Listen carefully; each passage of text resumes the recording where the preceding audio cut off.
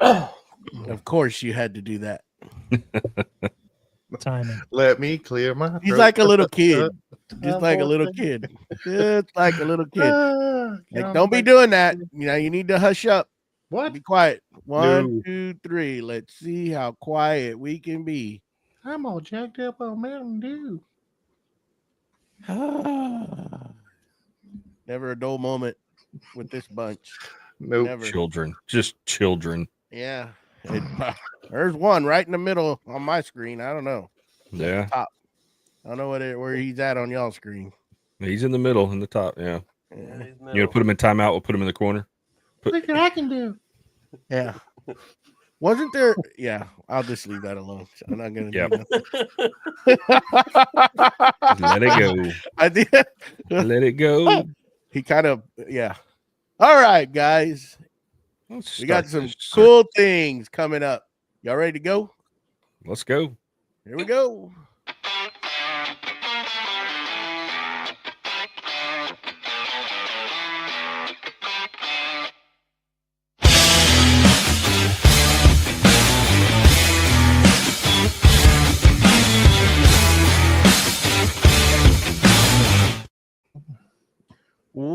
Welcome to Creative Makers Podcast, episode 101. And I'm joined today by my co-host, BJ with Byroms Custom Woodworks, Mustachio with the Wooden Mustache, Mr. Matt Wackerle with Wacky Works, and special guest today, Mr. Steve I. What's going on? Got some cool things happening. Yeah. I like that new intro there. And for the audio listeners, we Yeah. have a pretty cool announcement. There you go. We, We'd like to. Oh, you want to go? You want to have either way, we would like to welcome to the team, to the podcast, our new title sponsor, Boss Dog Wood Glue. Mm. You're gonna have some awesome giveaways thanks to them, and a couple other cool things coming from old Boss Dog. But we would definitely like to thank them for coming aboard and helping out the podcast. Yeah. Yes, absolutely. We're really glad that the Sterrett family gave us this opportunity. Great company, and I hope we can do them well by representing them on here. And it's going to be fun. So look for some cool things to come, folks. And why don't we kick off that awesome segment you got there, BJ? We'll get let's get onto that beautiful segment that we like to call What's Glue with You, now officially sponsored by the boss of the wood glue world, Boss Dog Wood Glue. So, and we'll kick it off. We got a guest on here, so we're going to go back the way we do it normally. We're going to start with Mr. Steve I. What's on your bench this week? Or behind Or behind your back? Yeah. Behind my back. Yeah. So show off. For the video watchers, we have the 100th anniversary Festool track in blue. So this week we took delivery of a whole bunch of new Festool products that they shipped out on the 12th. So got that. I just recently got back last weekend from another class over at Mark Adams School of Woodworking in Indy. And in that class, I built a couple of jigs for making guitars, acoustic guitars. So that was an awesome time. And now I'm kind of playing catch up. I came home to my miter station that I am halfway through building. I've got all the boxes built up. Now I need to order my drawer slides and start cutting out all my drawer parts and get that finalized. So that's kind of on the agenda for the rest of this week. Nice. All right. Well, let's move it on up to Mr. Joey. And, the world always wants to know, because it's kind of that going question. What's in the box? What's in the box? I actually have a cool thing coming up. I partnered up with the company. We're not going to mention any names yet, but I've got a laser, new style of laser that came in, and we're going to be working on that this week. Got to get a video out, so we'll have that coming out on Instagram, and I think I'm going to also utilize it for long form on my YouTube channel. So that's going to be cool. I've been getting the area ready over there. I don't know where I'm actually going to shoot this because it's actually big, so kind of big. So I don't know if I'm going to throw that up on the bench outside and do it out there, but it's also a good test because it came with the fume extractor. So I'm kind of curious how that's going to work out. We got some cool things we're going to do with it. So we're going to be putting some content out on that. So I'm getting ready to do that. And after that obligation is over with, then we'll be moving on to that project out there in the shop with the sustainer cabinets, utilizing some of this awesome Boss Dog wood glue on it. And that's going to be up next out there. And that's this week we've been, well, we're actually going to talk about on the show today. All of us pretty much have been working on some organization, so that's kind of getting up to that. We've been busy 3D printing, doing some things like that, utilizing lots of 3D printing. So it's pretty cool, and we're going to try to show everybody what we're up to. Maybe they can utilize it in their own shops. But yeah, that's what I got going on. Got some exciting things coming. We're going to be messing around with that laser. I'm pretty stoked because you can. It's got a two lasers on it, so we can laser on some metal. So that was the whole reason I was very intrigued in getting into that platform with that company. So we'll see what it's all about. But anyhow, that's about what I got. How about you, Mr. Mustachio? What's glue with you? Well, I am using my freshly printed boom mic arm that I found on Printables. I think it took 2 plates to print on my P1S. It might be I did 3 segments. I think you could do more than that or less than that if you want, but hopefully my audio will come through more uniformly, I guess. Because I like to wheel around in my seat sometimes and be very far from the microphone. So hopefully this boom mic will help. If not, we'll splurge and we'll get an actual metal one. But try this out for a little bit. I think your next step is 3D print something over your head that we can mount the mic to, so you can just wheel yourself to death. Just walk around. Luke, you can be eating it. I do have the Mandalorian helmet that I could just wear that and have the microphone up under there. This is the way. This is the way. But I've still been plugging away in the shop. I got I did some cord management over where I have my battery charging station set up. I hate cords. I absolutely hate cords, and if I can hide them, I will. These I can't really do that. So yeah, I made some actually Victor from Whim Design. He has a file out on Etsy that I grabbed, and that is I modified that to fit the other cords that I had because a few are wider. I think one was like 12 mil wide, and the other one was like 9 or something. So I had to modify that and stuff. But yeah, I got that charging station working. Charged some batteries on it, and we're moving on. So hopefully we can. I really gotta get my button gear and sell the lathe.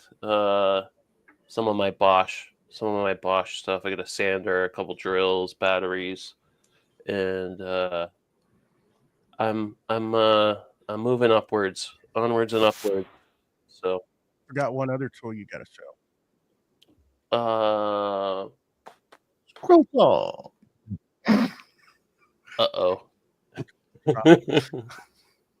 Drill. No, he's not. He can't sell the doorstop. Oh, It's got to sell the doorstop. Yeah, doorstop's got to go. what's going on in your shop, Matt? Not a scroll saw, I can tell you that much. Whoa! I started cleaning up the shop. I wanted to do some sustainers in my shop to organize all my bits and bins and all my stuff that I got everywhere. And we got some sustainers, got some rails from Forge 3D, and got those started to install. And I shot a video on it, and of course I made the rookie mistake of not checking where my angle was when somebody's in the shot. And then I only played back the video a little bit just to make sure I captured, and I said, I'll do some of those. And so I went ahead and posted that video because I was a moron. And I got in the middle of my shot, and all you could see in the shot is my arm. I mean, I did some great arm footage. I mean, showing off the guns. Pew, pew. Just doing that. Yeah, definitely. But as far as seeing what I was doing, you just have to guess. But suspense thriller. I think I'll do some follow-ups to that video with actual what's going on. When I was watching it, I was like, it was suspenseful, BJ, because I'm like, is he ever going to move that hairy arm out of the way so I can see what he's actually doing? And it actually kept me locked in because I'm like, at some point he's got to eventually he's got to move.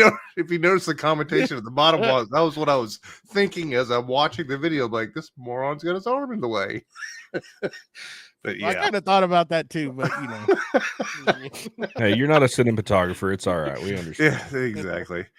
But got that going on, and then I got I'm cleaning up some bowl blanks, getting those out of the way because I'm getting overrun with wood right now. Have seven 15-foot logs in the past 2 weeks, so I got to get those got up and get them painted and get them ready for drying out and stuff. And then I got probably about 35 bulb lengths inside my shop. I still got to cut up, so I'm going to get those taken care of. That's about it right now. I got some organization done with I did last week and I finished it up this week. Well, my wife finished it up this week with the colors. So I got those taken care of for resin casting. All the browns organized. All the browns are organized. They're together. Well, there's one of them in there. She says it's rose gold. It don't look gold to me. It's a light brown. So, but we argued about that for a little bit. But that was about it. But yeah, that's all I got going on. What you got going on, BJ? Oh, excuse me. As I yawn. Yeah, because we're professionals around here. I'm telling you. Let's I guess I could just say ditto at the end of the day. I mean, working on shop organization. Went and picked up a couple more of those horse stall mats. Got those in the shop. Save your back. After they're down, but they kill your back getting them putting in. them in, yeah. Well, you gotta get 3 buddies that you don't like to help you move. There's just me and my 9-year-old, and she's like, I don't think I can help. I'm like, it's fine, I can get it. And then I end up knocking a bunch of stuff over in the shop. She's like, hey, Dad, how about you be more careful? I'm like, hey, how about you just sit over there and color? Got that in there. And what was funny is because I had the extra pipes for my dust collection, so I was like, I'm going to be smart, and I'm going to go ahead and do 2 sections of 3, and I'm going to hang them from the ceiling. And the best place to get them out of the way is above the garage door. So I took them and I, got some strapping, and I hung them up above the garage door. And I went to open the garage door, and the door wouldn't open because the pipes were too thick to open the garage door. So had to take those down just to get my door open to get the horse stall mats in. But live and learn, right? But on the other side, ordered some of the M89 sustainers, got some of the rails coming in from Forge 3D. I built the cabinet because I was talking to Tyler. He sent me all the measurements for his cabinet and the spacing for the sustainers, and so figured all that up, built the cabinet. So once they come in, I think they'll be here Tuesday, I'll just be able to just put it all in there and be good to go, which will be nice. But yeah, disassembled my wall control wall, redid everything on that to kind of get ready for this new organization setup. And yeah, it's kind of nice. Threw away. It's funny. I had a whole shelf of finishes that, it's like, oh, I'm going to, these are, I like this finish, but then something else, try something else or go back to kind of that old faithful finish that you always use. And like half the finishes that I had on that shelf, they're all tung oil based, and there was just things I didn't like about them. They've all cured. So isn't it funny? Isn't it funny how one person can send you down this rabbit hole? Like we got to blame it on Tyler from Forge 3D. This organization, this whole new setup in the shop is, and I even because I posted a story and I was like, instead of this build brought to you by Forge 3D, I was like, this build because of Forge 3D. Because it's like, your fault, Tyler. It's about right. Yeah, it's all his fault, and but I mean, hey, it's gonna make life easier, just because I've got stuff stuck in drawers all over the place that this is gonna clean up. But yeah, that's it. But it was a nice. It's been a good week. Yeah, weather's not been the best down here, but I got a lot of shop time this week, which has been nice.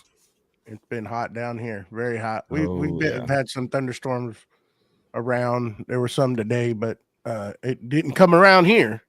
It was just humid, hot, sticky. Mm-hmm. That's what amazed me is I had the AC running in the shop all day, and I checked the humidity, and it was like 52 or 53% humidity in the shop. Opened the door to bring those mats in, and it went up to 78% humidity. I'm like, dear Lord, it was miserable. It's bad when you wear opticals and you walk outside, and as soon as you open that door, whether you're coming out of the house or leaving this office into the shop, it's just instant condensation, just like done. It's been horrible down here. Been horrible.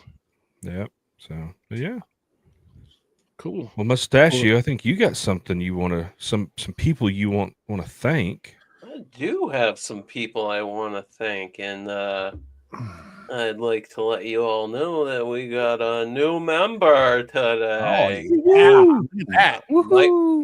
Mike from Lido's Woodshop. Thank you. Call him the fireman. That's his name. Lido. Making his rounds all over town. Give him a follow, because I don't think I follow him. Lido's Woodshop on Instagram. Cool fella. Yep. And he's local to me also. I still gotta sweet talk Steve, and we'll go over and meet him. Yeah. So with that said, I'll get into some of our top tier people. We have Scott from Willow Creek Lumber, Don from What's Next Woodworking, Matthew from Artigiano Serio, Victor from Whim Designs, and our special guest tonight, Steve from Steve I Design. Thank you to each and every one of you for your contributions. We greatly appreciate it. And if you would like to join those folks, we have some cool things coming up. They might involve a sponsor, they might involve us, but for our patrons, we are coming hot and heavy with stuff for you guys. So check out our YouTube, Instagram, and Facebook links for the Patreon, and we thank you in advance. Yep. Oh, awesome. I just like to throw a thing out because we forgot to do it last week. I'd like to thank everybody that donated for the giveaway. All these awesome companies. We need to thank them. It was a good show. Gave some things away, and thank you everybody who showed up. and it was fun. Hopefully we make it to 200, 300, 400 and have some big giveaways. Not hopefully, we are. I say episode 200, we do it live and in person. Oh. Whoa. Oh. Telling you. We'll all go to Matt's house and record it live at Matt's house. Man, you know how, man, I don't know if we'd get anything done if we were all together. I think we would. I think that. Well, no, if that's the case, just go to Joey's house. You record on the 5th day, because that way, by the time you're tired of doing stuff, and we can have an unboxing day. We go to Joey's house and record our 200th episode live and help him install his AC system. Yeah. Hey, you took the words out of my mouth. Maybe the AC and insulation will get done at that time. We'll have a work weekend. December. Yeah. Exactly. There you go. All right, guys. So now that all this is out of the way, why don't we jump into this? Stop being a 90%er and do some organization. That was Matt's idea. That is a common theme here at the house. Yeah. I got a lot of squirrel moments. Ron Swanson says, "Don't half-ass two things, whole-ass one thing." Exactly. Yeah. My wife calls me a 90%er. She says, you'll get 90% it done. You'll figure the problem out, and you go, I'm done. Okay. That's good. It doesn't need paint. Yeah, it doesn't need paint. It's good. There's a spot in the living room, all the way in the corner, one little splotch. For 10 years, it's still sitting there, unpainted. Drives her up the wall. I did that in my first house when my dad and I remodeled it when I was in high school. He built a divider wall between the kitchen and the living room, just to give you a little bit of separation. And the living room was the whole house was 850 square feet, so you can imagine how small the living room was. And he's like, "Oh, I'm going to put a bar." He just got a 1x10 and made a bar top out of it to put remotes and stuff on it. And I redid it to where it would go all the way back to the wall, do a cutout, make it look really nice, did some nicer edging on it and everything, and screwed it down, countersucked the screws. And I did that, and I was in that house for 5 years, and I never filled the holes where I countersunk the screws. There you go. But every time I'd vacuum the holes out. I made sure they were clean. There you go. Just never filled them in. Yeah. I didn't have a flush trim saw at the time, so I didn't know a lot about woodworking at that time, or actually like nice woodworking. So, to me, it looked fine. Yeah, that's character. It looks good from the road. It's fine, right? Well, the conversation from this all came up with this 90%er was, you get into your shop, you get going in your shop, and then you're like, I can build stuff. Yeah. So the organization and all that, the tedious organization stuff kind of goes by the wayside, because now I can build stuff. I can build cool stuff. And now we're kind of going back into the shop, and we're pulling an organization, which means we got to pull down stuff, and we have to do almost twice the work because we didn't finish up that 90%, or from the 90% to the 100%, the first of it. Yeah. And so it's almost like a drop back and punt kind of thing. So that's where the whole conversation came up when me and Joey, and I think y'all were all part of that conversation. We kind of started talking about it. Is, like Steve right now is going back there and he's rearranging his shop, and he's putting a lot of more organization in it. So yeah, absolutely. I mean, the shop, in my opinion, is never done. It's never organized completely. Right. It's always an evolving, living, breathing thing. Mm-hmm. So what you're doing today and what you're doing 12 months from now may change. And as you get into your shop and you work more, you find better methods for working, and you may organize everything, let's say, near your table saw, and it doesn't work after a while because you're no longer using that tool as much. So just organizing and moving things around, it's just a constant evolution. Yeah. And that's kind of what I'm going through right now. I don't have a lot of cabinet storage. I've got a bunch of pegboards, which quite honestly, I don't really like pegboards to organize things. So I'm going through and I'm building 6 cabinet, 4 drawers per cabinet. And that's just going to be under my Apex miter station with the wings. And once that's done, I got to build some more syswall cabinets. I've already got a bunch, but I need some more. And it's just ever changing. Yeah. See, and I and looking at that, like with this, or the new syswall stuff that I'm doing, when I built a cabinet about a year ago to go under my table saw, just because you have that, I've got the 52-inch saw stop, so I have a ton of room under there, and I was just storing junk. I was like, oh well, I could build drawers that hold my table saw accessories, and then while I was at it, I was like, oh, I've got a little extra room. Let me build room for my sustainers, for my domino and my the jigsaw, the Carvex, and their accoutrement that goes with it. And then I was, every time I need to use the domino or something else, I have to walk to the front of my shop, because that's the way my shop is laid out. My table saw is the center island, but it's the first thing you come to as you walk through the roll-up door, the garage door. So you got to walk around to the front. You got to get that. And I was like, man, it doesn't make sense, because, I don't use them a lot, but when I do need it, why am I walking 20 feet across my shop to get a tool when it could be with the rest of my tools that I use? And, but I also had that mindset of my miter saw on a normal day, I'm not using more than 2 to 3 feet on either side of the blade on the miter saw. So majority of my, almost 20-foot long miter saw station is a place to store things. So I didn't put a fence on there. It's just got the T-track with the stop block.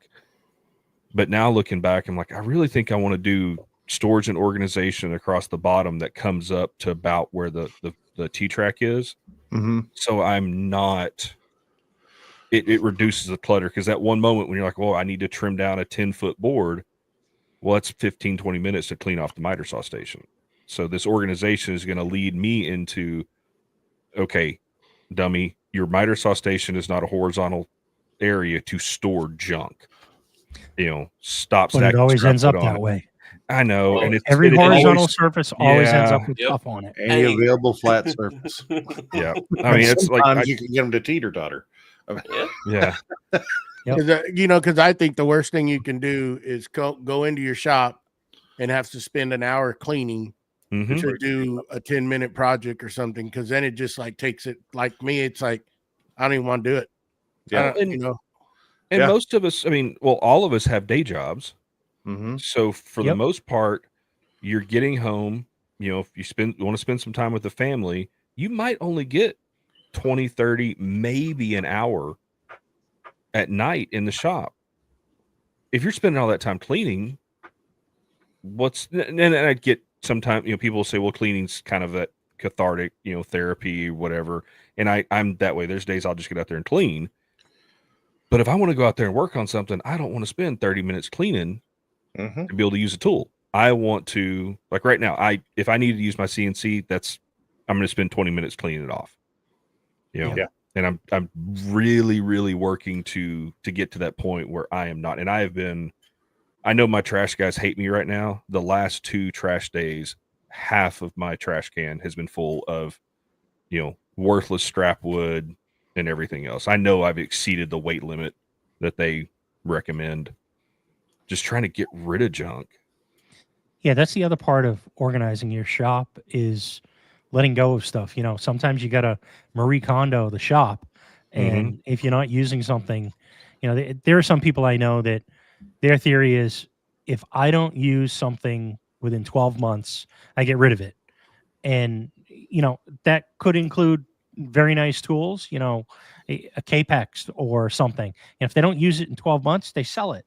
And if they need one down the road, they'll just go out and buy another one. Yeah. And that's not to get away from woodworking, but that's kind of one of the reasons why I stopped working on my own vehicles, because I just didn't have a garage set up that was dedicated to working on my vehicles. It was multi-use. So if I needed to change the oil in my vehicle, it was 45 minutes to get stuff out of the way so I could get to the jack and the jack stands and the oil pan. And, it's 45 minutes to get all that stuff out, and then a half hour to change the oil, and then another hour to put everything back together. For $39, I can go down the street and have it done in 20 minutes. Exactly. Yeah. It's true. Yeah. And I'll say, like, I've got, like, I don't want to get rid of all my strap wood because I've got some really nice walnut and maple that just, to replace it would be astronomically expensive. Yeah. But it's the 4 foot tall scrap of 2 foot long by 5 inch wide chunks of 3/4 inch plywood that I kept for some reason. Now I did turn a lot of it into drawers. It actually came in really handy because and that's why I was like, I'll make drawers out of it. So I made a bunch of drawers, but the rest of it, it's like, no, get rid of it. And I kind of went back to it because I don't remember who said it, but they were like, they were asked, where do you store your plywood in your shop? And they're like, yeah, there's a store down the street that keeps it for me. And I just go and, my rental, my storage fee is, the cost of the plywood. Let me go do for me. Yeah, 100% there, Tyler. Yeah. There's a great comment. The key to shop happening is straighten it up before you leave the shop for the evening, night, or day. Even if you haven't finished the project, it can feel like a mini accomplishment, and that's true, 100%. Same thing. The same concept is, when you come in the shop, pick up 5 or 10 items, put them away, and then get going on your project. And before you go at the end of the night, take 5 or 10 things and put them back where they belong. And, it will help your productivity and, avoid that horizontal surface clutter. Yeah. Every tool has its place, And that's where that's what we're trying to get to, right? With what we're trying to incorporate into our shops now with all this storage, sustainers and whatnot. It's like right now, if I needed screws, I have to go searching for them because I don't know where they're just everywhere. And there goes the camera. And I think your point to that would be that it's not the stuff that where it goes that usually gets left out. It's the stuff you go, where does this need to go? I don't have a place for this yet. And then it doesn't have a home yet. There. Right. And then that goes there. And then next thing you know, the next thing goes there. And then it's a snowball effect of things that you didn't know where they go. And if you organize it so that you do have places to put that, it's not so bad. Yeah. For years, mine was the top of my toolbox because it's open. Oh, let me just throw this in here. And then it's, well, I swear I had this. Where'd I put it? Like, and it's just, and what? So I'll ask this: what are y'all's feeling on? It's. I know Adam Savage said it 100 times. First order of retrievability, because like I'm kind of to that. I'm 50-50. I look at the tools I use the most. They don't go in drawers. They are out. They are on the walls. They are right there. I don't want to open a drawer to get a tape measure, a drill, anything like that. I want it right there. The main measure, woodpecker measuring ruler that I use, it hangs on the side of my workbench. And I get, you want it to look clean and nice and have drawers, but to me, that's just, if I've got to open a drawer to get a tool, I don't. So to me, it's a waste of time. Yeah.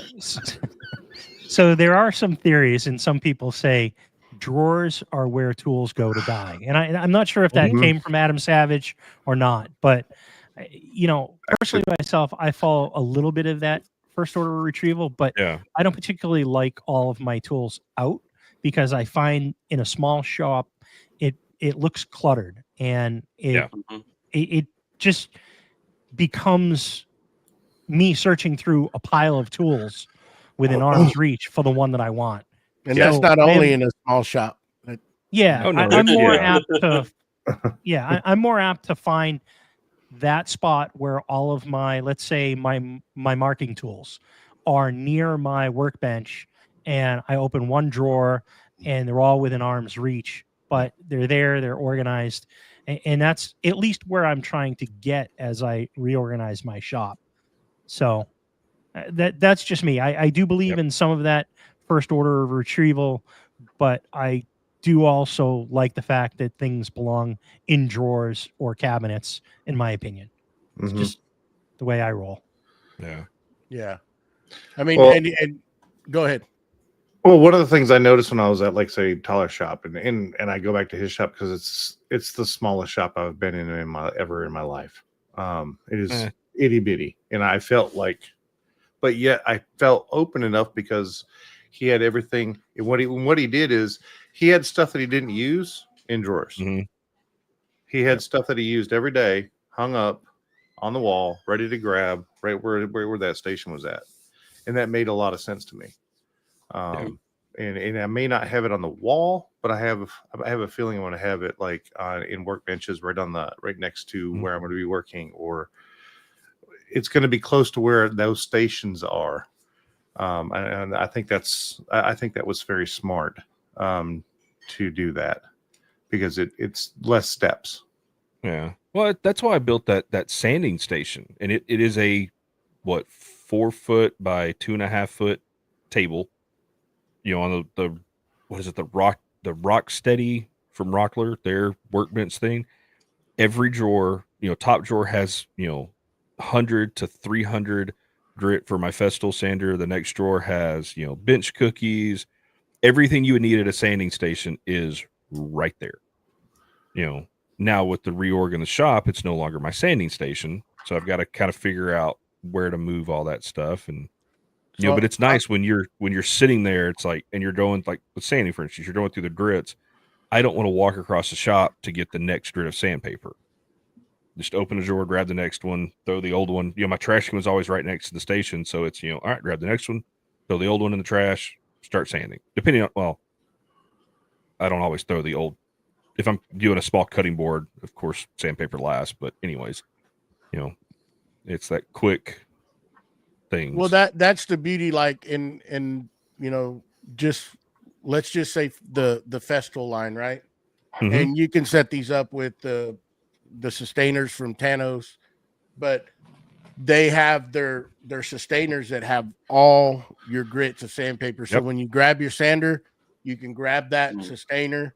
It goes with you, and you can go from grit to grit, and it's there. Once it's done, close it all up, put it away, and you're not having to walk back and forth, which kind of is a good segue into what we're wanting to talk about too tonight, are kind of these organizational little boxes and stuff. And I know Dance has brought that up, and Victor with Wim Designs. Well, when you have a sustainer that you can take with you to do that, everything is contained within that sustainer.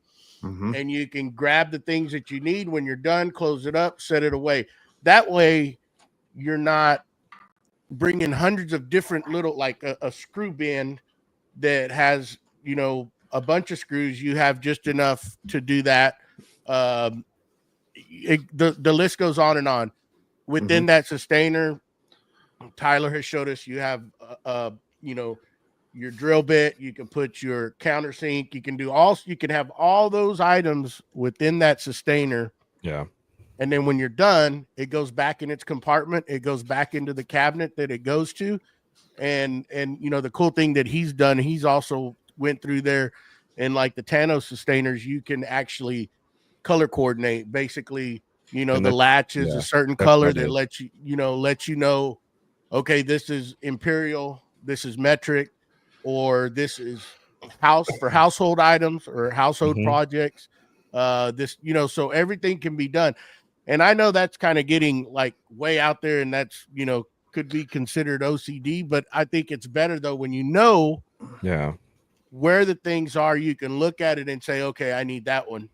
Labeling. I mean, some people may not go to that extent, but I think it's, to have everything organized that way, and you spend less time looking for it. And it Uh, makes part of sense that- for you. Go ahead. Part of that comes down to, refining your process, right? Mhm. And to that point, I'm at the point in the organization of the shop where I have a couple of those sysorgs with removable bins dedicated to screws, all different size screws. Yeah. Now, Mhm. I understand at this point that's not very efficient. What I want to get to is very similar, like what Tyler does. Is I have a sysorg bin that contains everything for cabinets. So if I'm putting together cabinets, I Yeah. have the screws that I need. I have the countersink that I need. I have the drill bit to make my shelf holes. All those things in one sustainer where I can just grab that and take it out and work with it for my project. It includes maybe the dominoes that I use, the 5x30 dominoes that I Mhm. use for all my cabinet builds. And that's where I want to get. And, we had a question in the chat from Whim Design, Victor. Where do you stop with the organization, and at what rate, will you be in the old folks' home before you finish organizing for all of your projects, right? And I think the point is you're never done. You're always No. going to be evolving with your processes and your organization, because as we alluded to earlier, my personal opinion is, as you work in your shop more and more, you're going to figure out that maybe the shop layout isn't as efficient as it should be. Yeah. And if you have a man door that you bring all your materials in, and you have to walk clear across the entire shop to process your raw materials, maybe get to your planer or your joiner, and then you have to go clear across the other side of the shop to maybe get to your miter station or your MFT or your workbench. It doesn't make for an effective use of your shop. So then you end up looking at the layout, and like what I did a couple weeks ago, I was on a call with these fine gentlemen, and I said, hey, I need some advice. And I showed them my shop. And the next thing you know, I spent the next 3 hours completely tearing it apart. And I took my sustainer wall that was at the end of my shop. I moved it clear across the other side, and all the wood storage came off the wall and ended up on a rack. And I threw half the stuff out. So that's the thing I personally think is that you're never done, and you're always going to evolve in your organization and your workflow. And what works today, today you might be doing a lot of cabinet work, and 6 months from now, you're doing a lot of maybe smalls like boxes or something like that. And you're going to have to evolve your processes for that. And you may end up moving the shop around a little bit. So, I think it has a lot to do with, okay, when you started this whole journey of woodworking, Good point. you have started at this, and now you're here. Mhm. And you're going to keep on going and going and going, and your shop's going to ever change, because you're going to go, oh, well, if I would have done that right the first time. Well, if you would have done it right the first time, you would have been here, but you're not. Right. You're Absolutely. here. Yep. And so, that brings a good point. Everybody's at a different level. Yes, these are ideas that we give you, but there's people that are just in there that's what their job is. They make, and they don't have time, but they try to do it in that. We're more of the hobbyists, right? That we have the time where we can put to this and then offer you this information of what works for us, and you can see if it works for you. But everybody's at a different level. We all start down here, and then we learn as we progress through this, and then we find cool ideas to store things. And everybody has great ideas out there. I love going on YouTube. I love watching everybody shop, because you get those ideas to do it. Yeah, and he absolutely put us down this rabbit hole. I mean, that guy, Oh, yeah.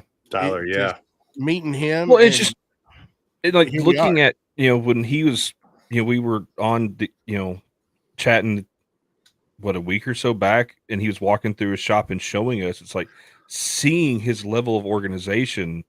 I was like, man, that would make life so much easier. And it's like looking at like my, like Steve, like you said, you had a sustainer for screws. I have a drawer that has these 100 by 100 or 150 by 150 mil boxes that hold, that go from 1 inch number 8 to 1.5 inch number 8, and down the line. Yep. And I was like, oh, I rarely ever use 1/4 or 1/2 inch and 3/4 inch screws. They can go in the far back of a 3 foot deep drawer or 2.5 foot deep drawer. Yep. Well, the last 2 weeks, I've used more 1/2 inch screws than I've ever before. And it's like, and because it's not a drawer on slides, it's it's just plywood rail. Yep. By the time it's fully extended, that drawer is sagging. And I'm like, man, this is like, knowing my luck, I'm going to leave it because I keep having to go back because these containers are glued down. I can't remove them. Like, that drawer's going to break, and then thousands of screws are going to go everywhere. Yep. It's like, That's what it brings a, kind of like what Tyler offers in his store, the different little compartmental cubicle or little boxes, let's just say the sys boxes. Yeah. And you can get them at Forge 3D, and that's an always evolving deal. They come in different combinations, and you can sort them and move them. Like, for instance, like you said, now you're using 1/2 inch screws. Well, if you had that sys grid system, you could easily move those around and bring them forward. Yeah. I mean, because looking like, because he's got the double stacks. It's like, I don't half height need boxes. I don't need to take 50 screws, right, to where I'm going. And I've got a bad habit, and I'm pretty sure we all have done this. I was like, all right, I need 5 or 6 screws. Well, you need a hand to hold the screw and a hand to hold the drill, or a hand to hold what you're screwing. Where do the rest of the screws go? You drop them on the ground, and then you can't get them. Put them in my mouth. I put them in my mouth. Yeah. I had a friend years ago that was screwing stuff on the ceiling, and he had a screw go down his throat. Oh. And they had to go in there, and they had to scope him to get it out, because they're like, yeah, it's probably not a good thing to go going through your intestines. But yeah, to be able to just take that little bitty bucket with you, that little org, and be like, all right, I'm gonna set this on the workbench, and I'm good. Yeah. The bins are great. Bins, Joey. They are called bins, yeah. Sorry, folks, they're called bins. Well, Go ahead. Go ahead, Steve. No, go ahead. Matt.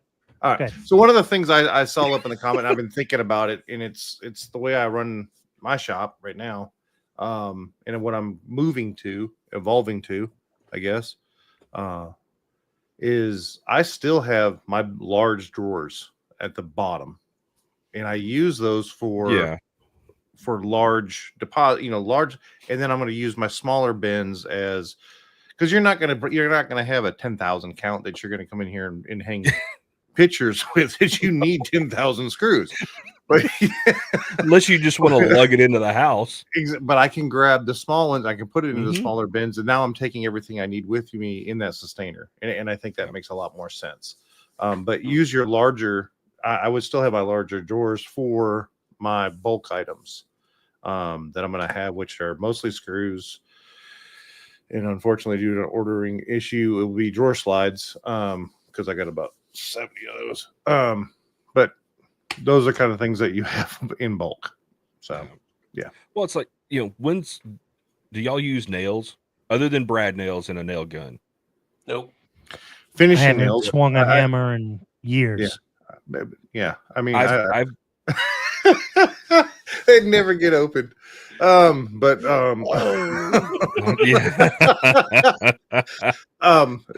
and everybody in the chat that hadn't heard this before, it's Tyler just said they're not to be confused with boxes. They are called bins, because if they were with Joey, they'd never get opened.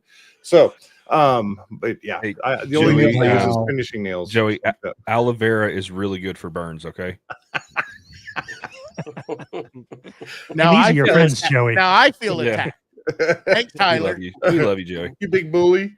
Yeah, I've got an entire one of those HDX containers that I'm replacing with the M89s. It is just like 3 different sizes of finishing nails. Mm-hmm. Do you know what I used a nail? I used it to knock, because I didn't have a punch that would fit, to knock a roll pin out of the lower of a pew pew.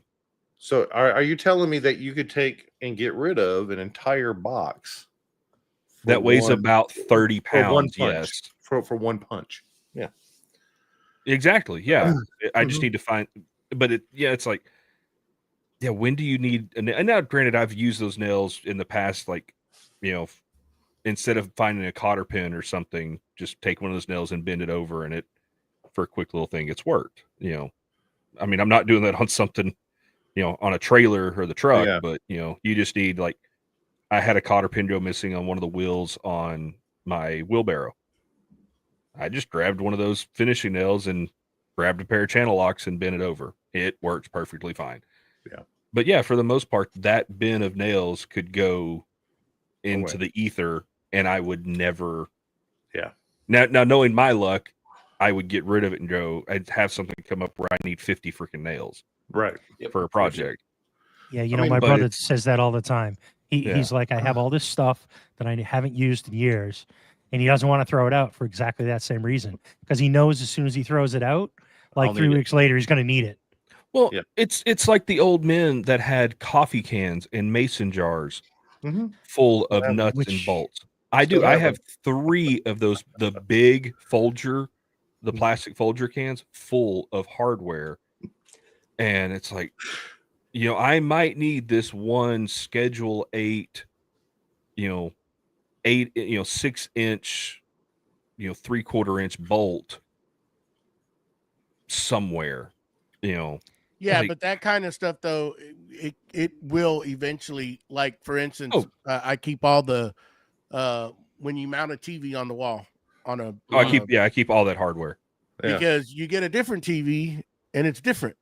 And we got a different TV and the spacers they didn't have the right spacers that come with the TV. Yep. So I came out to the shop. I have a little bin that I keep them all in, all that kind of stuff, opened it up and boom, there you were. And I got to tell my wife, you see, that's why I keep this stuff, because now I had it. It's the You know, box of wires. One time in 15 Yeah. years. But it's I'm all at right. the I box had it, Steve. I Yeah. had it. That's the point. I'm gonna tell you a little story. Okay, I was in Iowa doing some commercial work, and got to know this contractor really well. He was on his last year, and he retired, and so somebody else took over, and he invited me over for dinner, and we sat out there and ate dinner, and his wife just was nonstop talking. She was doing a great job, and and so then we went out to his shop, and he had a small shop, and he had all these little mason jars, and like little bitty like jam jars, jams and jellies, just full of all these screws, and he just dumped them all out into a pile. And he sat up there and he sorted all these screws back out after he dumped them out in the pile. I said, "What are you? You don't mind me asking? What are you doing?" He says, "I sit out here all day long, and after dinner, until it's time for bed, sorting these screws. So I ain't got to stay in that house with that crazy one."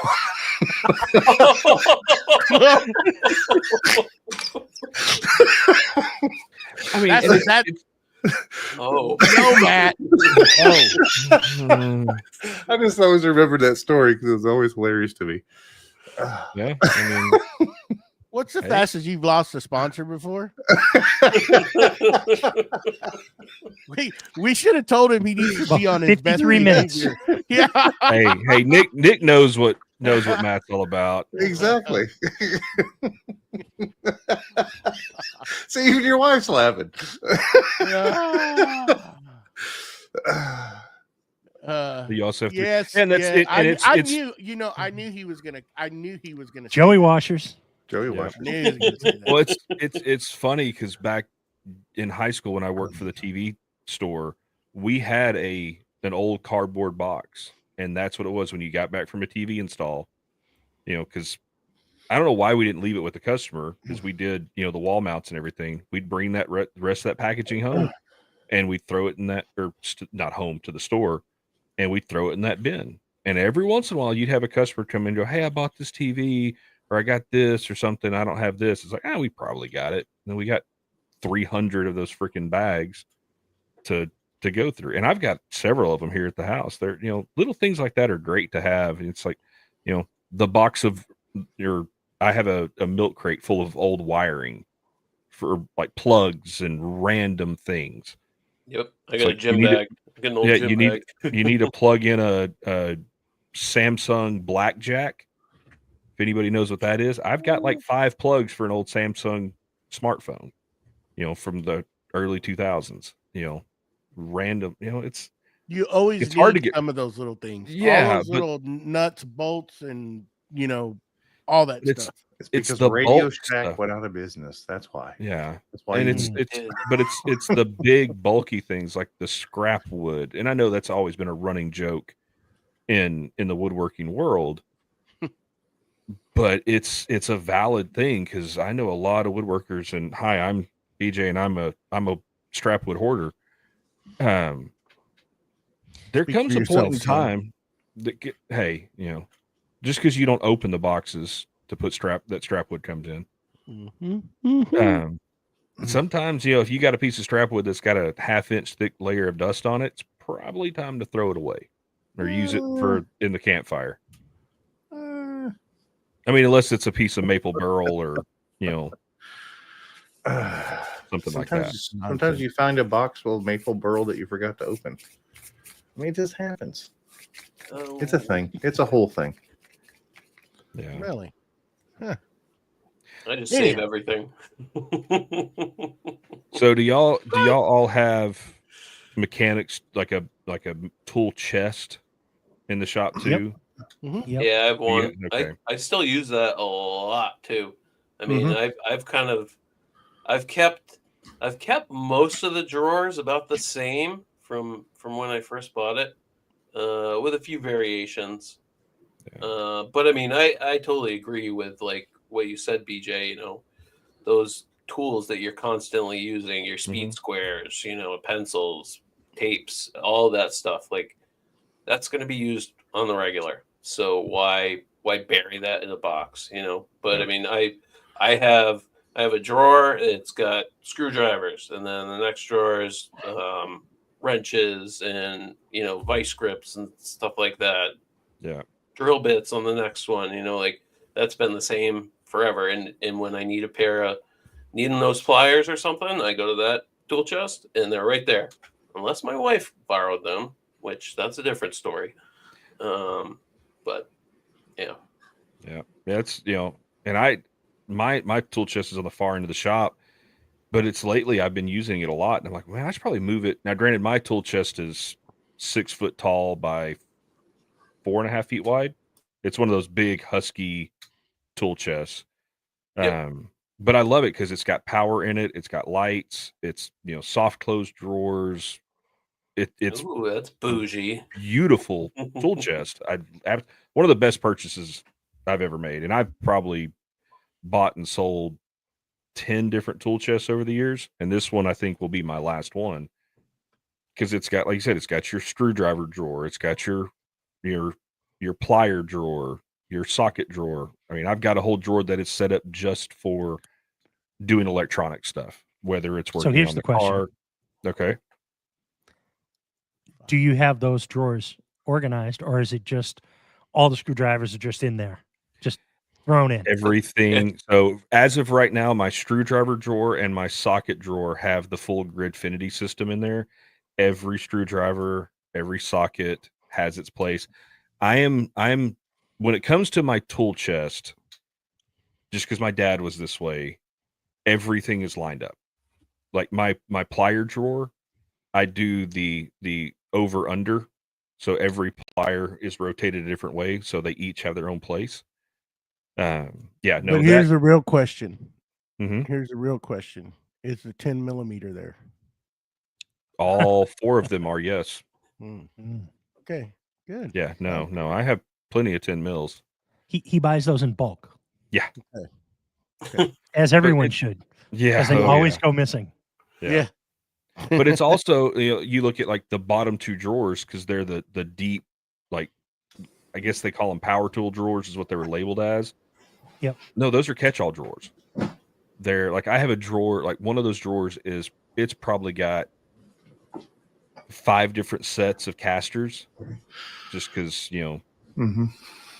whether it's, you throw something away that has casters and I keep casters, or it's, you're at Harbor Freight and it's like, oh, that's a cool caster and it's only $2. Let me buy a set of those. I might use it on a project down the road. You know, stuff like that, you know. But it's I think having a tool chest is a great thing. Yeah, I mean, you need it. I mean, for household stuff. I mean, you got to have it. Can't get away from it, you know. Yeah. But it helps to have it organized. And mine aren't. Mine are just they're scattered. Nope. Every wrench, every socket is labeled. It has its own space, and I like that because the tool chest to me, that's the thing that if your wife calls you or your kids call you, hey dad, I need this size, whatever, I can go, okay, go look at this drawer. And that's the other thing, my drawers are labeled too. I have a drawer that says, you know, sockets, a drawer that says screwdrivers, a drawer that says electronics, a drawer that says, you know, it's labeled armory because it's for the other stuff, a drawer that says files. And granted, it's not just, you know, metal files, there's other stuff in there, but I can go, okay, go look in this drawer with this on it. What you're looking for is in there. Now you got to put it back. Yeah. Yeah. That's a problem that you go into the apartment and I was looking for a screwdriver and then I was in there doing something and there's a whole drawer full of screwdrivers in there. Mm-hmm. And there's also a drawer full of screwdrivers in the house. And I was wondering where they went. And they take it, but they don't bring it back, you know, and I'll slowly start gradually bringing them back because, you know, before you know it, it's like, where did all my screwdrivers go? They're gone. Yeah. But now all like my wrenches, all that stuff nowadays, usually when you buy some, they come in their own plastic carrying case. They're nice, but they're a pain in the butt too. Yeah, but not a lot of them. A lot of them you can just pull out, and once you pull the top off, I mean, you know, to each their own. You do what you want to do, right? We got 3D printers. We can print some, you know, organizers for it, whatever. You know, that's what's good about 3D printers. You can pretty much find any file that you want for any kind of application. There was JR, he was printing socket holders this week. You know, and that helps out. What if you want a different route? So it's like for Steve's shop is a part of his house. Okay. So it doesn't make as much sense. Same thing with Mustache. But when I look at even Byram, okay, you look at your stuff, you're part of your house. But like Joey and me, our shop is detached from the house. Well, so's mine. I mean, mine's a detached garage. Okay. So a detached garage. Yeah. What if you did a small tool chest, small one, inside your utility room or something of that nature with screwdrivers and stuff that's small maintenance like stuff. Yeah. That you're, you know, small hammers, small whatever. I even have a little small, it's like a little handheld drill. It's got a little trigger on it. It works perfect for just doing small stuff. And I have that inside the house. And that way my wife can grab that stuff and not grab the stuff in the shop. So stuff don't get me wrong, it still migrates, but that's my fault, and I know whose fault that is. It's my fault too. Yeah, I'll have it in my back pocket and come in here, and I'll take it back out tomorrow. But but every once in a while, I'll see there's a stack on the island in the kitchen. It's like it's the tools. Yeah, correct. Yes, but it's a way that you have again. Even if it was a sustainer full of stuff that was in there, and then you had small tools hanging on the wall in that area, it'd be a great little small thing to do so you're not going back out to the shop to grab all this stuff unless you need it for that project. If it's just something small, it'd be perfect just to have it in the house. And I get that. And I agree with that. And what I'm going to do, because once I replace all those HDX containers, I'm going to take one. It's going to be in the house, stay in the laundry room, and it's going to be, because I've got a stack in there. Actually, I think it's in an old, you know, popcorn bowl or something.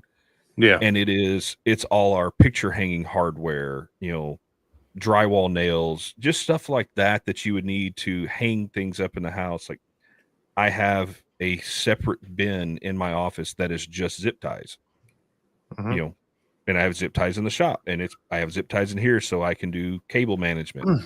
You know, I have the LTT store screwdriver, the really nice ratcheting screwdriver. Mhm. I have two of those, one that stays in the shop and one that stays in the office, because that's, if I need a screwdriver, honestly, I'm grabbing that because I love those ratcheting screwdrivers. And it's nice to, instead of going, oh crap, I need a hammer. Well, let me go out to the shop and get a hammer. Exactly. No, there's a hammer in the laundry room. Yeah. You know, now is it always in the laundry room? No, because me, half the time I use it on a project and I'll use it in the office and leave it in here, but I need it in the bedroom. So yeah, no. It goes back to the putting things back when you're done with them thing that we talked about. Exactly. Yeah. It's And when just they're all discipline. organized, you can know when they're missing. Exactly. Yes. That's why all them old That's timers true. used to outline them on the pegboard. My mom used to, man, Yeah. I hated that because where's my shovel? Where's my shovel? Our old I ag will teacher, never do that. old ag Yep. teacher was set up that way. Everything was outlined. And Yes. at the end of that period, if it wasn't back on that wall, somebody was getting a butt chewing. Okay. You know? Exactly. So we make fun of that, but do y'all use foam in your drawers for certain tools? We're doing the same thing. We're just doing it on a different scale. And because I've got Yeah. two drawer or three drawers in my workbench that have that. What's the brand of that? Kaizen. Kaizen foam. So it's not the Kaizen, it's the Rockler, but it's Kaizen foam. It's the same just thing. white labeled with Rockler. Right. And yeah, I have everything cut out for my frequently used woodpecker tools. I have a drawer that is just chisels and hand planes. I have a drawer that is other sundry things. And but yeah, I'm not gonna do the outline stuff on the wall. Like, to me, that's just that doesn't look clean.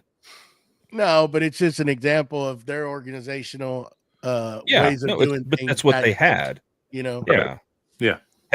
Pegboard was the it's like French cleat in the woodworking world. Maybe secretly that's why I hate pegboard. There's all those PTSD memories yes. from being a kid. I hate pegboard so much. You go to take one tool off and 5 other tools fall off at the same time. Exactly. Mhm. Yeah. I can deal with pegboard. I can't stand French cleat. See, I'm with Joey because I love the wall control and it's the pegboard slat wall combo. Right. But I have, to this day, I have never done a French cleat wall, and I have a number. If you want to pay me, I have a number. I will make a French cleat wall. Yeah. It's going to Each cost I their do own, too. Some people like it. Some people have some great, ways of hanging things, but it's just not me. I don't like I know the original argument for French cleat wall is, like we said, our shop is ever evolving, ever changing. And all these woodworkers were like, oh, I'm going to do a French cleat wall so I can always reorganize. I've talked to several people and they're like, yeah, I put all my tools up there the way I wanted. And 6 years later, it's exactly the way it was the day I put it up there. Yeah. Yeah. I mean, the wall control stuff is great. They have their little proprietary hangers and whatnot. And a lot of that stuff works great. I have it right back here. I had a bunch of stuff left over. That's why I used it, because it makes it easy to hang some stuff instead of doing your conventional shelves, and it's adjustable, right? That's the whole thing, that it can grow with you. Now the pegboard that's made out of whatever you want to call it, that Fiberboard. fiberboard. Yeah, fiberboard. Yeah, that doesn't last down here. It made about a year, and the humidity's already messed it up. Humidity destroys it. Yeah, if your shop is not, climate controlled, it will fall apart. Yeah. But how do y'all all feel about Kaizen foam? You brought up a good deal. I love it. It's one of my favorite things to work with. And now that I've dialed in the settings for lasering it to get almost exact depths, that to me makes it even better. Now, do you think it takes up room that you could utilize more and put more in the drawer? Because when you Kaizen foam, the way you're orientating the tools, it tends to take up more room, and you could stack more stuff if you didn't use it. Right? No, because at least in my case, I designed my workbench with the thought of doing that. So I did shallower drawers. So where I would have, originally had 2 drawers, I ended up with, 3 shallower drawers by doing that. I don't mind the foam because the negative space that it takes up makes that there's not stuff flopping around in there. Yeah. And then I don't like it because of the same exact reason, because you're always going to constantly add new tools to your stuff, and you're not going to have cutouts for it. So if you 3D print for, say, let's just go with wrenches. Okay, let's just go easy. You have your wrenches and you have them in sizes. You put magnets on there. That way they hold them in place.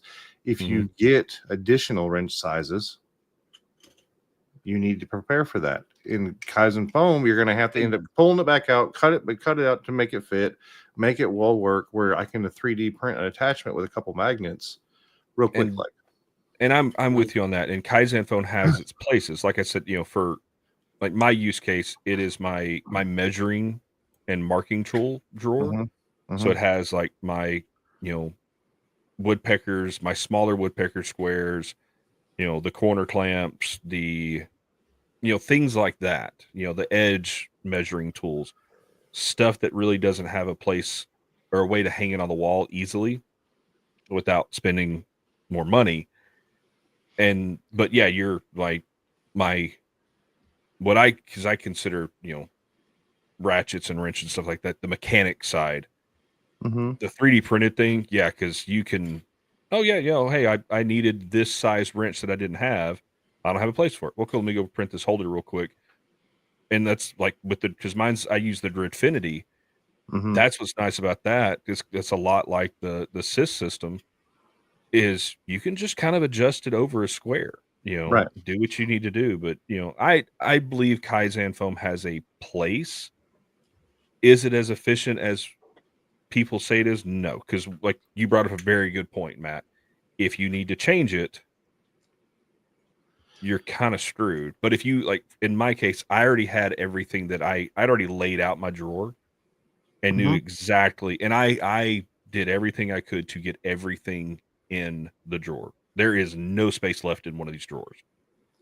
Now I think like you're saying, it has its place. Like if you're not going to hang your precision layout tools and, it's some of the nicer stuff, then I would say protect them, put them in Kaizen foam, not much like a 3D printed object, because eventually the closing and opening, it rubs it.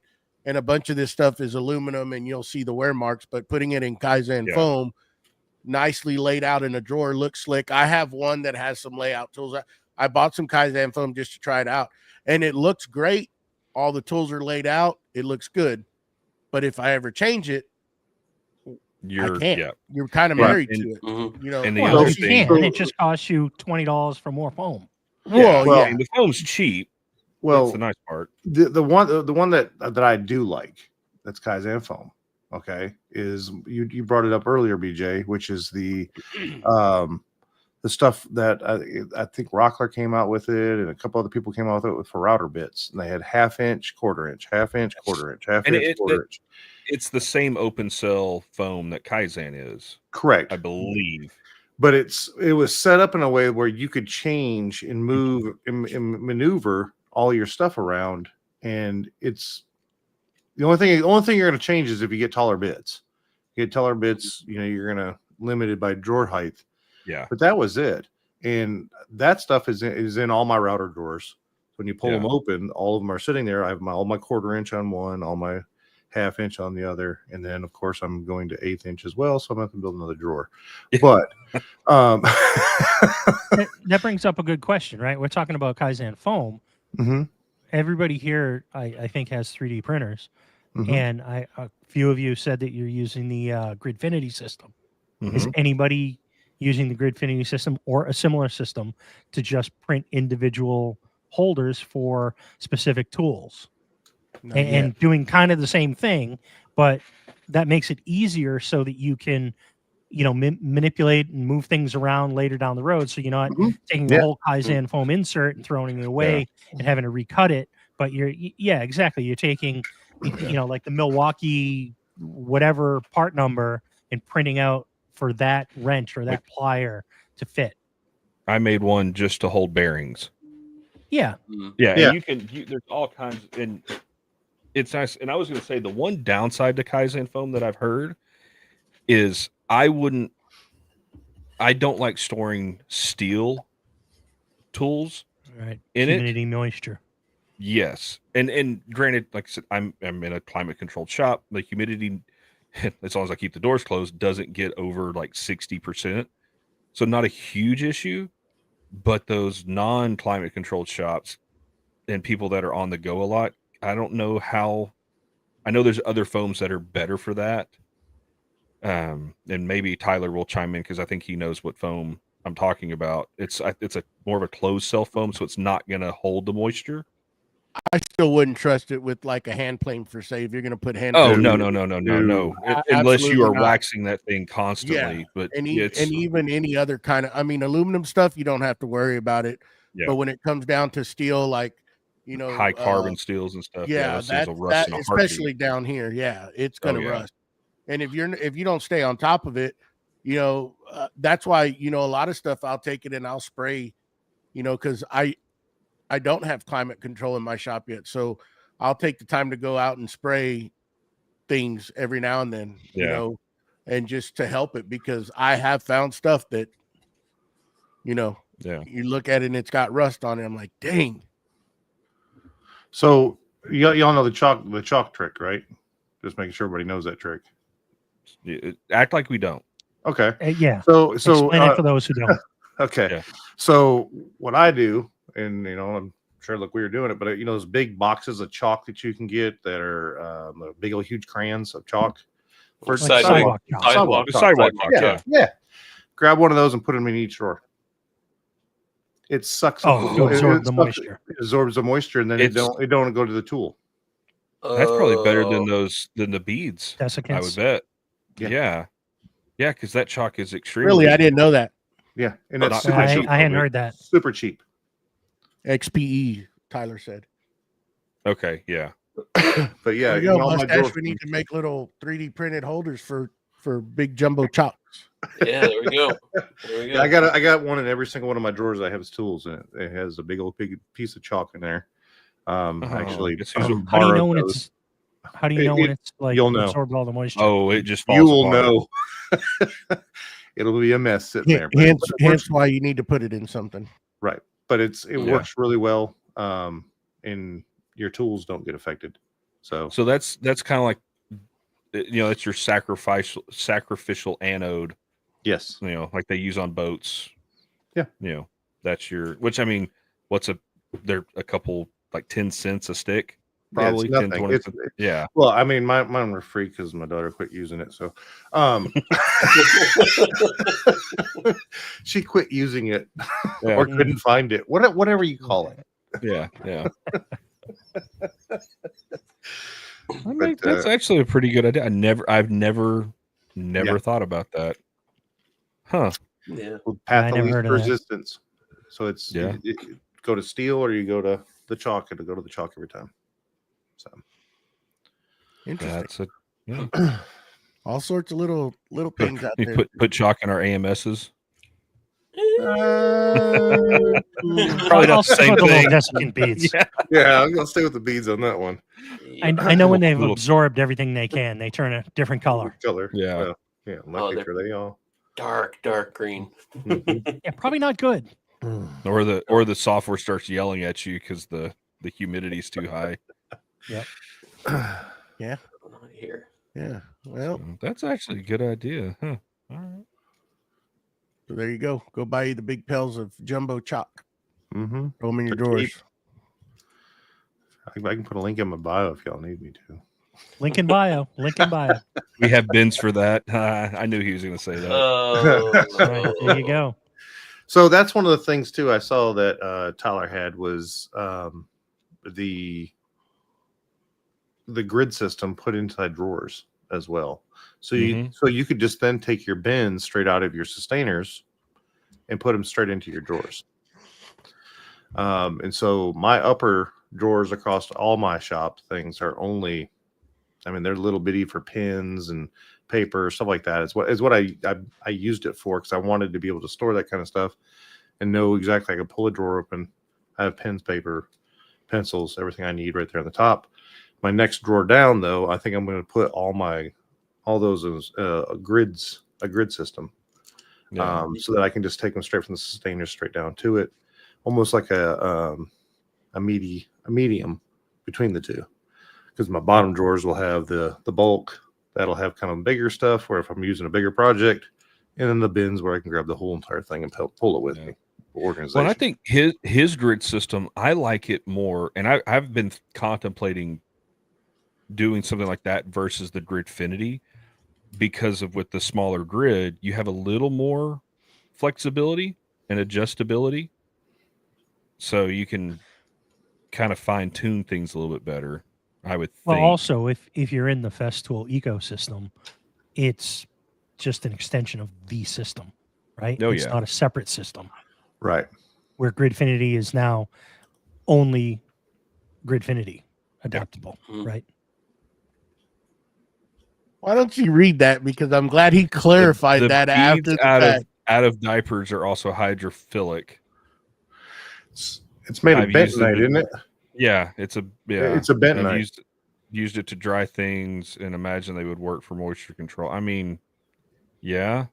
He does specify that And they're he- unused diapers. Yes, I was Yeah. kind of looking at that weird, and then the unused popped in. So I Yeah, was like, be careful. "Thank you, thank you Yeah. very much for clarifying." Oh I man, mean, yeah. If it works, it works. As I say, it's not stupid if it works. Yeah. that's a Still thing. gonna laugh You about get it. all these different tools, and you got to figure out how to keep them nice. That's a whole nother cost, and figuring out how to keep them from rusting, especially like down here where we're close to the coast. And I'm not saying we're the only ones. There's a lot of people that have to deal with moisture and humidity, but it gets pretty rough down here. So, But at what point? So aside from your cast iron tools, because that's something you're going to make sure it's clean, because your cast iron rust, your table saw is not going to be easy to move wood through, and all that. But like your drills and other things like that, when do you just stop worrying about what it looks like? Like, are y'all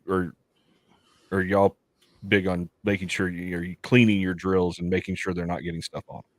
I only Personally, use I like one to set. train. The rest are in the box. Those are the Okay, ones that anybody other than Joey? Shocking. I'll say this: if you're using your tools on a regular basis, you're probably already making sure that they're clean, and just by the fact that you're handling them and using them, wiping them down after you're done, cleaning them off.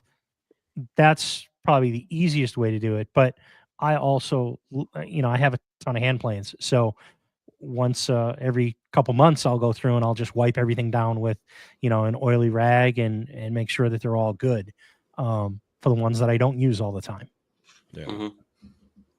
Yeah, I clean mine often. The ones that are hanging, like most of my drills are hanging on some sort of hanger or something. But I do have a set of Milwaukee Fuels that I abuse. I've had it for years, and that's if I'm going to be doing something that's nasty, like outside or whatever. Those are the drills that I grab because I've been used and abused. Yeah, and if something happens to them, it's not a big loss versus one of my newer ones.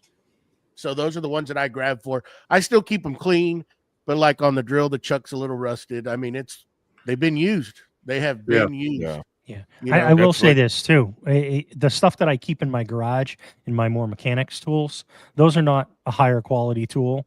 So those I care a lot less about. I'm not wiping those down every couple months. They're out there. They're in the temperature changes. I'm in New England, so it gets below 0 in the winter, and it gets in the 90s and 100s with high humidity. So they just are what they are. So I'm not real worried about those. And a lot of them do have some flash rust on them, but they're not high quality tools that I'm really worried about. So I can answer this question because yes, I have a set of chisels that I've done everything from open paint cans with, you name it. I've got 3 or 4 chisels that is what they are for. I got one just at the door, the roll-up door. I have one sitting right there, so I can, if I gotta pop something open, I use that chisel. Yep, Yeah, I've got a and cheap Cobalt, glue scraper chisel. Yeah. Yeah, I got a set that's what I use. I got If they another. get dinged, nicked, whatever, it does no sweat. Yeah. You know. That's why I like the Harbor Freight chisels. If they get torn up, okay, cool. I'm out $20 for a set of chisels. Yeah, not even that. I mean, you can go to used tool auctions and sales. Mhm. Just around me, there's a couple of stores that are used tools. For like $1, you can get a handful of chisels that are just beaters. But I will say that those Harbor Freight, so you can put a good edge back on them, even though you. Then they will cut. They don't hold the edge long. No, but they're you good. can get them sharp. Yeah, you can. Yeah, you can. I'll tell you, like some of the best finds that you can find is just garage sales. You go to garage sales and you can pick up. I mean, that's where I found just about all my hand planes.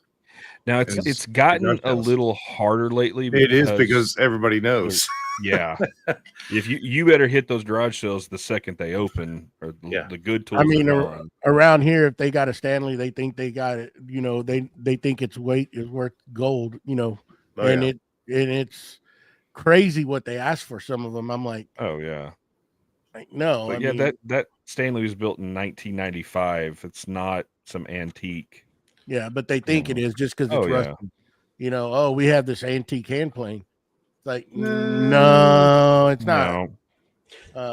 Just because it's an antique doesn't mean it's all that. I mean, what I got sitting out there, the Liberty Bell, it's not worth that much. It's nice. It looks pretty. Yeah.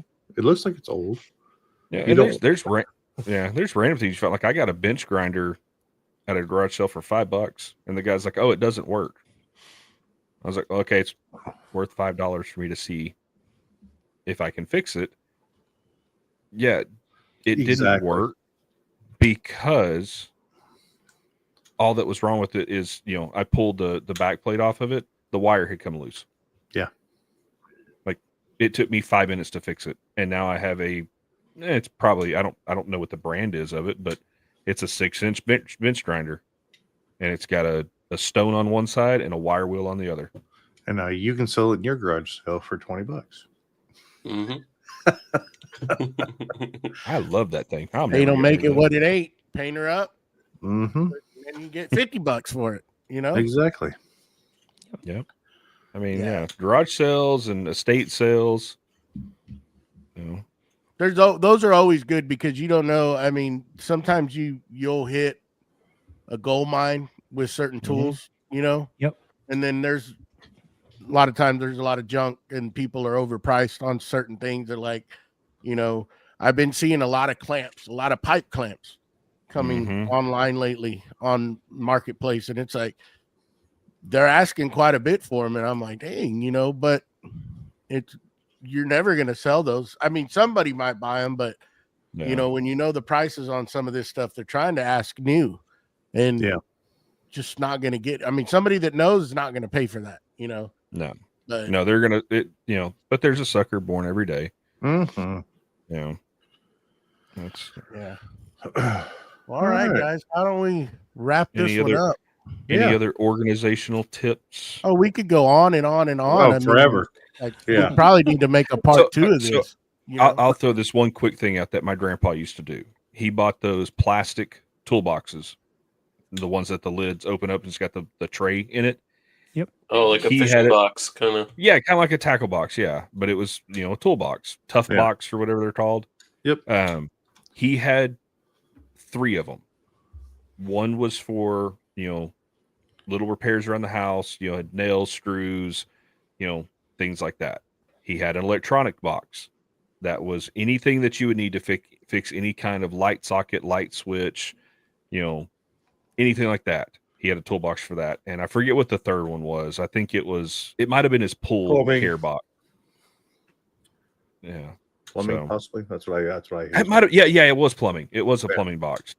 That one got thrown away because in moves and stuff, the glue got spilled inside of it, and it was just a solid block of PVC at that point. But I mean, but that's going back to what we're talking about, with the sustainers. Sustainers, yeah, exactly. The exact same thing. And knowing my grandpa, had he have had that back, in his day, he'd have done the exact same thing. Mm-hmm. Yep. All right. Well, cool. Guys. All right, guys. Sweet. Thanks everybody for joining us tonight. Happy thank you. Father's Day to everybody. Enjoy Yes, the rest sir. of y'all's evening. We'd like to thank Boss Dog Glue for coming aboard again. And their Mhm. links Yes, are sir. below for all your glue needs. They got all sorts of different types. The clear is my favorite. They also have CA glue, and they also have a new line of outdoor glue. So go check them out at bossdog.com. Remember to go over and leave us a review on the iTunes. We would greatly appreciate it. Remember to give a thumbs up on this YouTube video and Spotify as well. Like and Yeah. subscribe to the channel. There you go. Please Exactly. like and Mhm. subscribe. And we want 10 stars. 10 of them. Whole 10. 10. If you only get 5 the first time, come back a second time. There you go. Oh, next week we will have Steve Mosley from Making It Home. There we go. Our guest. Awesome. That's going to be a good show. Love that Yeah, guy. well, Does some mhm. cool stuff. So tune in next week. Same time, same place. To all the Patreon members, we're kind of switching up some stuff. So we're not going to be doing an after show, and we will let y'all know. Most of y'all already know because y'all hang out with us pretty much every night. Yes, we do. But we do need to thank all the Patreon members, even the new ones. Lidos, appreciate the support. Mhm. And if you feel the need to help us keep the lights on, we greatly appreciate it. Head on over to patreon.com/Creative Makers Podcast and sign up because you're going to be missing out on some cool stuff coming up. So I'm telling it would behoove of you to go in there and support so you get involved in that. And Only going to get better. anything else? Anybody? We good? No. Like and subscribe. Oh, Steve, that's it. appreciate it, bud, hanging out with us. Giving Thank us you for having me. your opinion. It's great. Always a great time talking with you. Until next time, y'all have a good evening. Safe week going to work. And we'll see y'all. Bye now. Later.